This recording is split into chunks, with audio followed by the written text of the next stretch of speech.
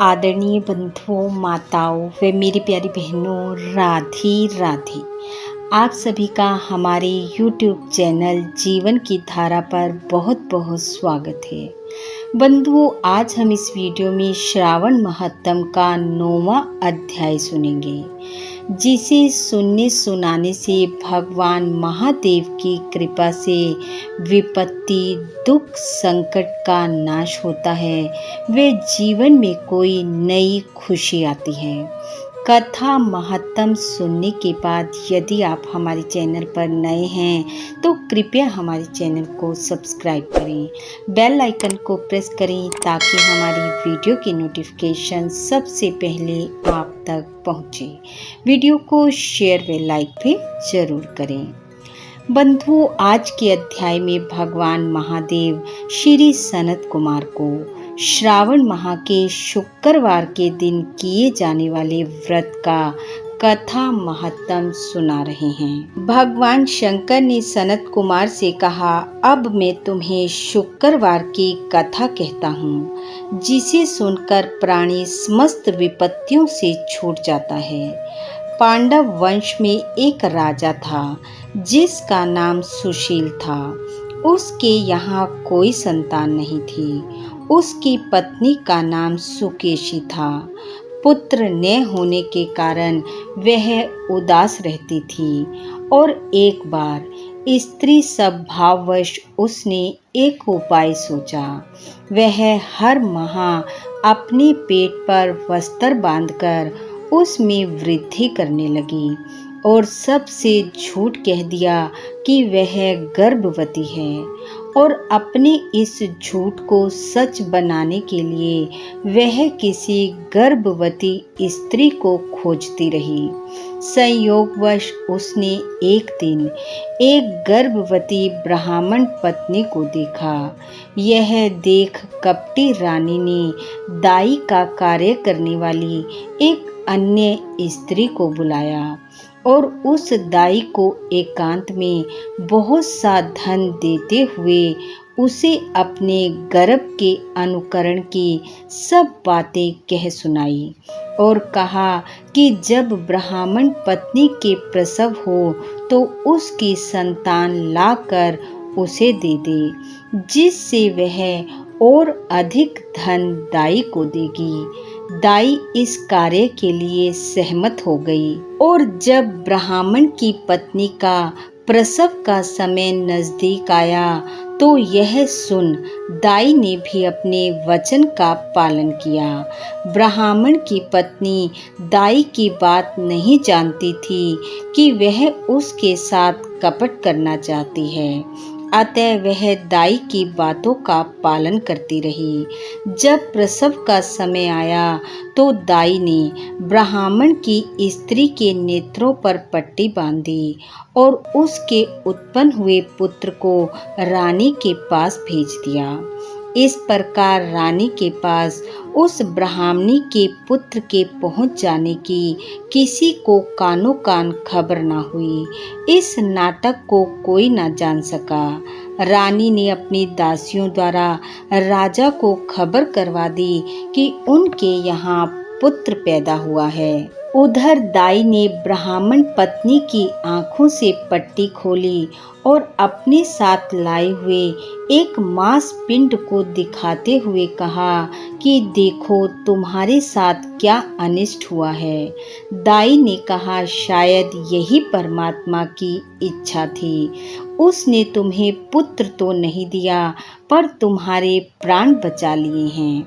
यह सुन ब्राह्मण की स्त्री सोचने लगी, कहीं दाई ने मेरे साथ कपट तो नहीं किया है। दूसरी तरफ जब राजा ने पुत्र उत्पन्न होने की बात सुनी तो जात कर्म आदि करके ब्राह्मणों को गज, अश्व, रथ आदि दान में दिए। जो बंदी खाने में बंद थे सबको छोड़ दिया। राजा ने अपने पुत्र का नाम प्रियव्रत रखा। उधर श्रावण मास प्रारंभ होने पर ब्राह्मण की स्त्री ने शुक्रवार के दिन भक्ति द्वारा जीवंतिका देवी की पूजा अर्चना की। दीवार पर बहुत से लड़कों के सहित जीवंतिका देवी की तस्वीर बनाई और 5 दीपक जलाकर पुष्पमाला से पूजा अर्चना की। वह गेहूं के आटे के दीपक बनाकर जलाती और स्वयं भी गेहूं के आटे को शुद्ध घी में पकाकर भोजन करती। भोजन के पश्चात जीवंतिका देवी से प्रार्थना करती कि जहाँ पर भी मेरा पुत्र हो उसे सुरक्षित रखना। इस प्रकार प्रार्थना करने के पश्चात वह कथा सुनती और यथाविधि नमस्कार करती। जीवंतिका देवी के प्रसाद से वह बालक राजा के यहाँ चांद की तरह बढ़ने लगा और जीवंतिका देवी उसकी दिन रात रक्षा करने लगी। कुछ समय बाद राजा का स्वर्गवास हो गया। पितृभक्त पुत्र ने पिता की पारलौकिक क्रिया संपन्न करवाई। इसके बाद मंत्रिमंडल ने उसको राज सिंहासन पर बिठा दिया। उसने कुछ काल तक राज्य का शासन भली भांति किया। इसके बाद वह राज्य का भार मंत्रियों को सौंपकर पितृ ऋण से मुक्ति पाने के लिए गया जी को रवाना हो गया। उसने यह यात्रा कार्पटिक के वेश में की। रास्ते में वह किसी गृहस्थी के घर पर ठहरा। उस गृहस्थी के यहाँ पुत्र हुआ था। इससे पहले उसके 5 पुत्रों को षष्ठी देवी ने मृत्यु के मुंह में डाल दिया था, परंतु इस बालक को षष्ठी देवी नहीं मार सकी।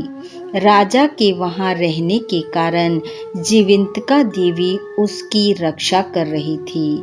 गृहस्थ ने जब अपने पुत्र को जीवित अवस्था में देखा तो उसको पक्का विश्वास हो गया कि यह बालक अतिथि के कारण ही जीवित है।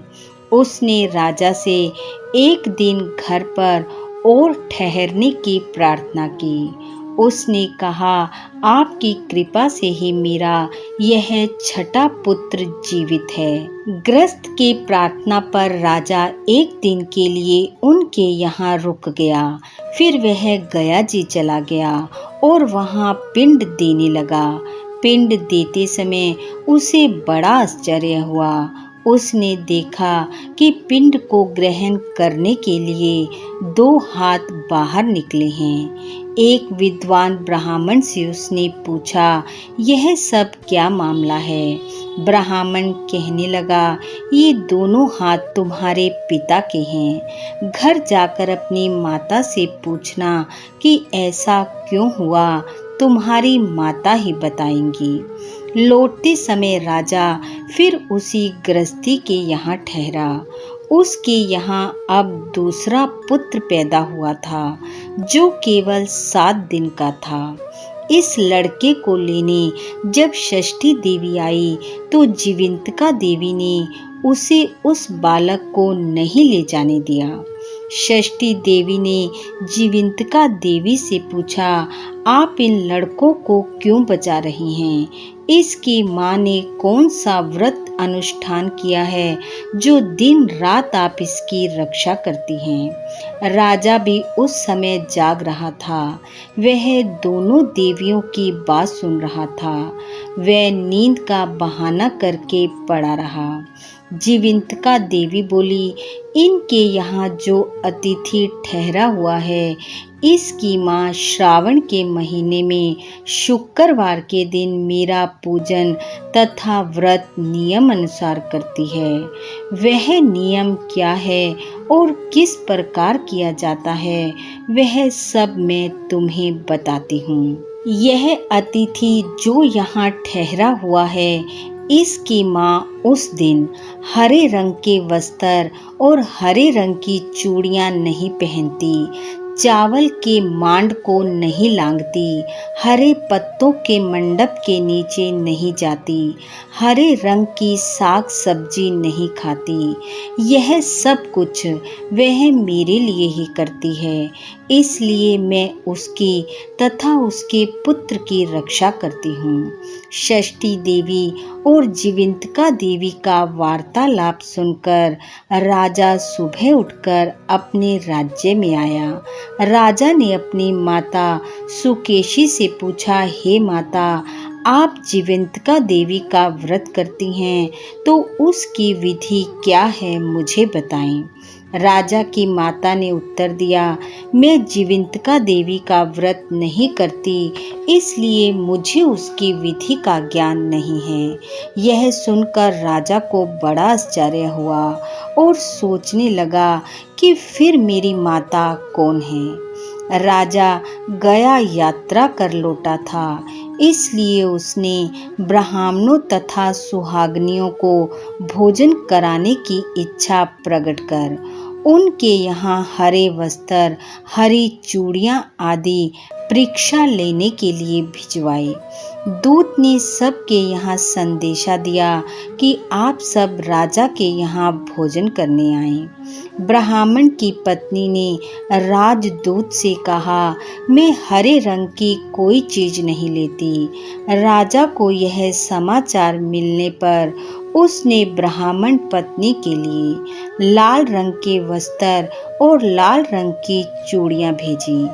तो ब्राह्मण पत्नी ने उन चीजों को ले लिया और राजमहल में आई। ब्राह्मण पत्नी को देखकर राजा ने हाथ जोड़कर उसका अभिवादन किया और नियम का पालन करने का कारण पूछा।